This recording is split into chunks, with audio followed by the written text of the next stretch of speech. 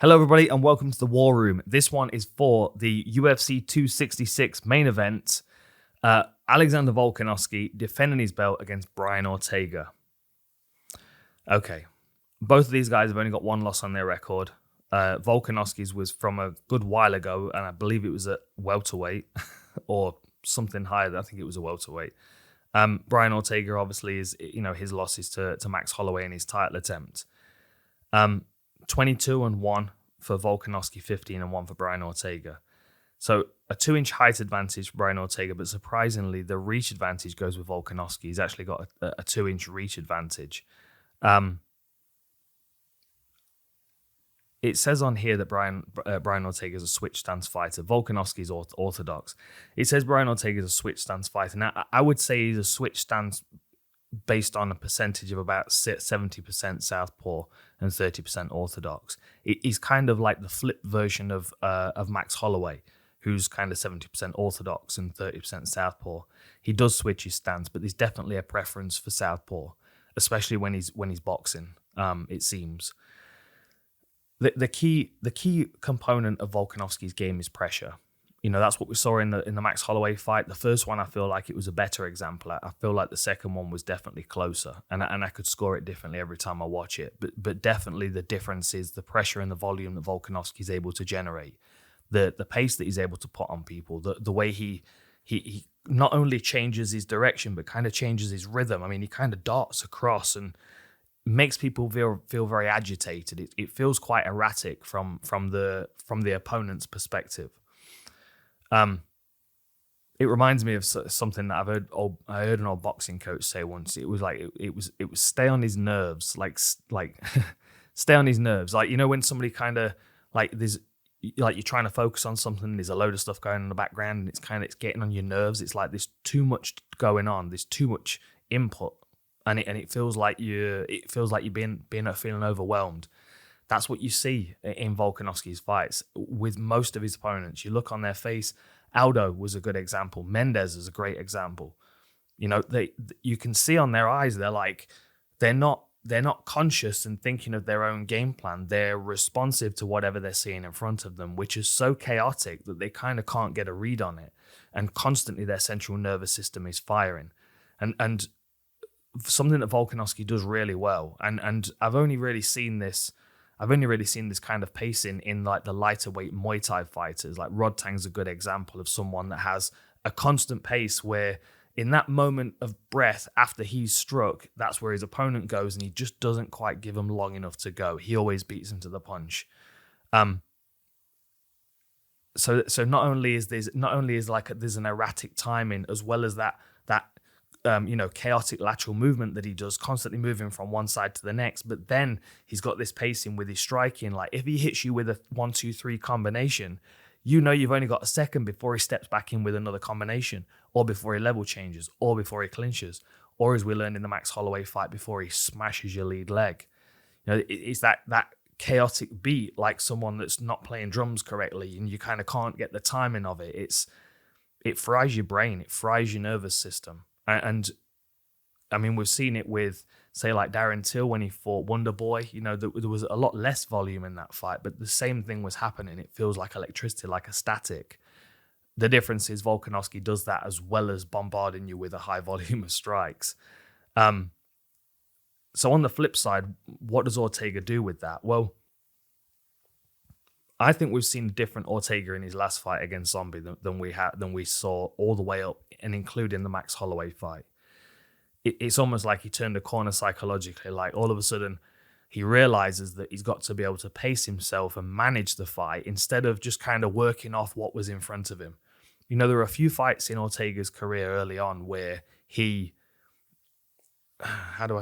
kind of allows the fight to breathe a little bit too much. He allows his opponents to work a bit too much. You think back to the Clay Guida fight, and Guida was winning because he was doing more. He was just busier. He was landing more. He was more erratic. He was covering distance more, and he was the one that was initiating the majority of the action.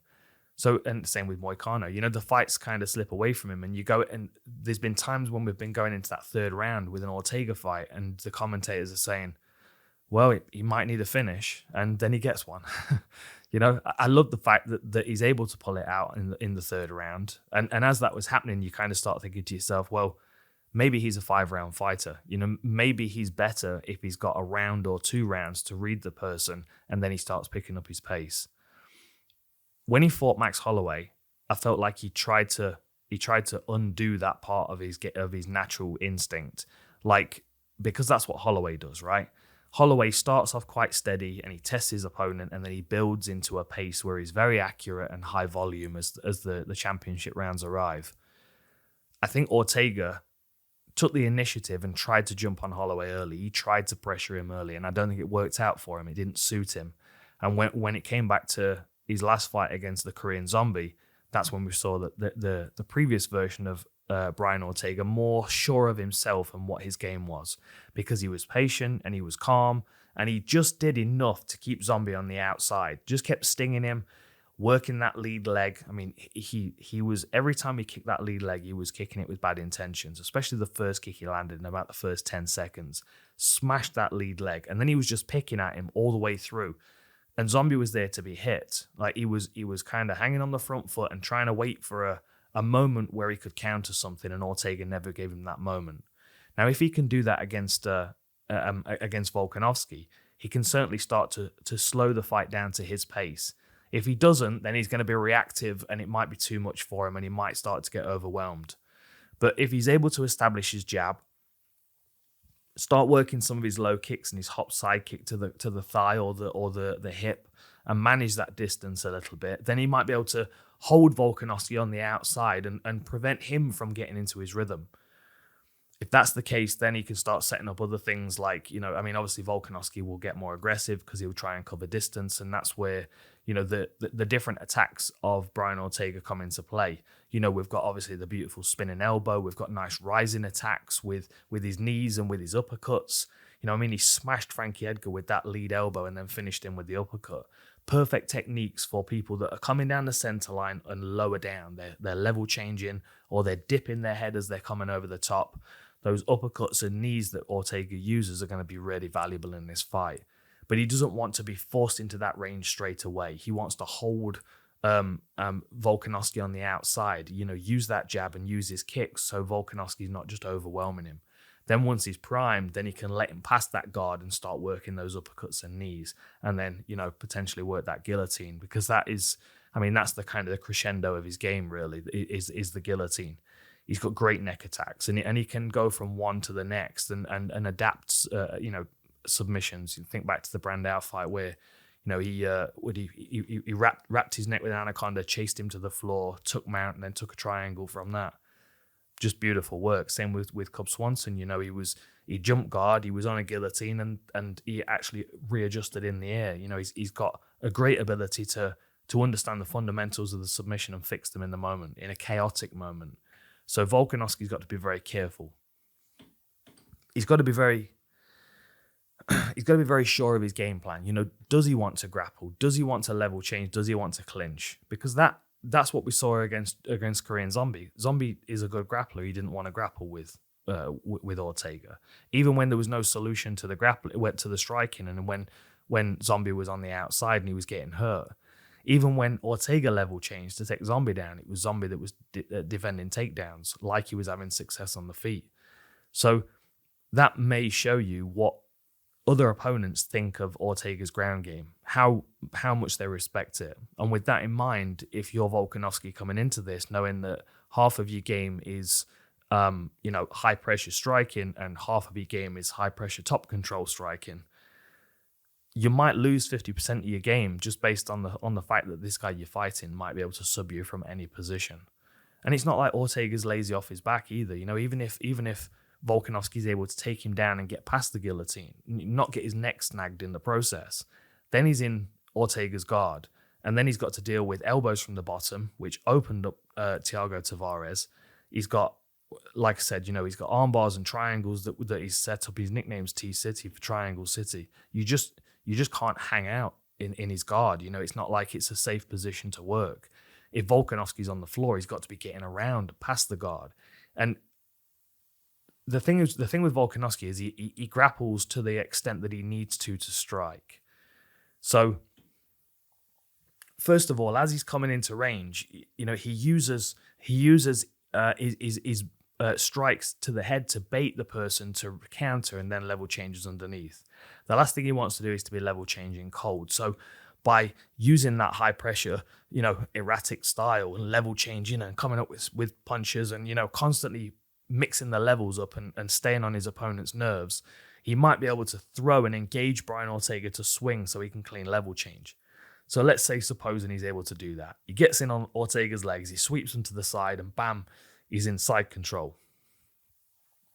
From this point here, the best place for him to be, obviously, is up against the fence, and that's usually where he likes to do his work, because he likes that wall behind his opponent so he can crush them into that corner.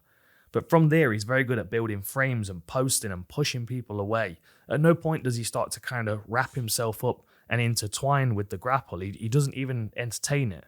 He does just enough to stay on top position and use his weight and his base to be overbearing. And everything is about striking. Elbows and hammer fists and bam, bam, bam, bam. I mean, the pace that he sets on the floor is almost double what he sets on the feet. I'm not saying he can't go to the ground with Brian Ortega. The question I'm putting out there is in Volkanovski's mind, is that a good idea? Is that a safe idea? Is it better to watch Brian Ortega's last fight against Zombie and say, okay, he's not nearly got half the output that I have striking, so this is where I win the fight. So how do I get close to him safely, but not too close to him? So then you start working that leg, and then he starts using that erratic footwork when that lead leg's broken down to start swarming over the top and coming underneath. I mean, he's got powerful hands, and he really sits into things. And as you saw in the Elkins fight, that threat of the level change sometimes brings people's hands down and clean punches land over the top. So if I'm Ortega coming into this fight, and I've watched Volkanovski do to Max Holloway basically what Max Holloway did to Ortega, I'm like, how do I solve this problem? Like, Volkanovski is gonna be on my front foot the whole fight. I need to do something to keep distance. I need to do something to threaten him. It might even be Ortega that starts pushing him back, because an aggressive Ortega with good boxing and the occasional power kick might be able to encourage Volkanovski to actually level change under himself out of pressure. And that might be where he finds his guillotine. He might offer the takedown to Volkanovski through pressure and through boxing. That might be a sneaky game plan, because I mean, Brian Ortega's takedown defense isn't great. It's, where are we? 56%. He's not trying to stop takedowns most of the time, but his submission attack is constant.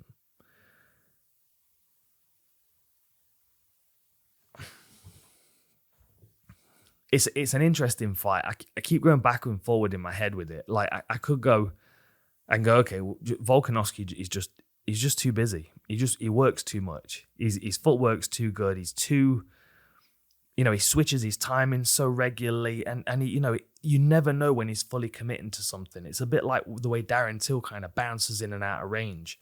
Like, he does it with such intention that you always feel like he's on his way. So you're like, like Aldo just couldn't ever get comfortable. He couldn't set himself. Chad Mendes was finding himself walked across the octagon backwards because he didn't know exactly what was coming. Then he's backed up against the fence, and that's where Volkanovski goes into that kind of Rod Tang timing where it's like bam, bam, bam, bam, bam, bam, bam. And, every third one of those is a low kick, and that stings and that wears and it bruises and it slows your footwork down. So then you can't get away from this thing. But then on the flip side, you've got Ortega, and he just looks so good against Zombie. I mean, was Zombie there to be hit? I don't know as Volkanovski's going to be that easy to hit. But if he's able to establish that range, he's able to I know he's not got the reach advantage in this fight, but I do think he's going to look like the longer fighter in there. Like, Volkanovski's very compact, so even if he's got the span across the back of his arms, I still feel like Ortega's going to have the longest spearing jab on the day.